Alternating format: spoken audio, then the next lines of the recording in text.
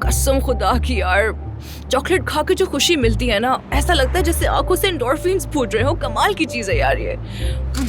आमिर, आमिर तुम्हारा बहुत शुक्रिया। वाकई में अगर तुम ना होते तो मैं एंडोर्फिन्स की कमी से शायद इमरजेंसी में ही पहुंच जाती।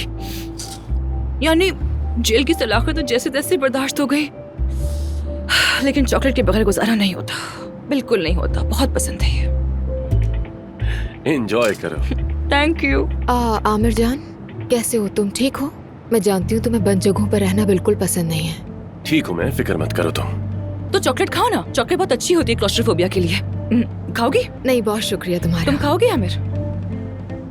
नहीं, इससे तुम्हारा गुजारा हो जाए काफी है। अरे नहीं नहीं, तुम खाओ, खाओ ना। एंडोर्फिन्स खुशी देता है, फिर किसी और जगह खुशी नहीं ढूंढनी पड़ती। खाओ ना, एक बाइट तो लो ना।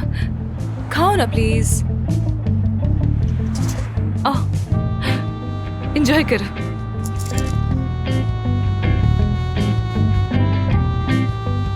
और बताओ सेफ्ता, तो फिर आजकल तुम क्या कर रही हो? कोई प्लानिंग वगैरह? यानी अपने फ्यूचर के बारे में क्या सोचा है तुमने? कुछ नहीं। मुझे फ्यूचर को प्लान करना बिल्कुल पसंद नहीं है। आखिर कौन जाने कल जिंदगी में क्या हो जाए अफसोन। इसीलिए बस प्रेजेंट मोमेंट्स को जीना पसंद है। जिंदगी खुशी से जीना चाहती हूँ, बस यही। ये भी सही है। सेफ्ता भी आमिर के घर जा रही है। हरगिज़ उसे अकेला मत छोड़ना। ये क्या बात हुई?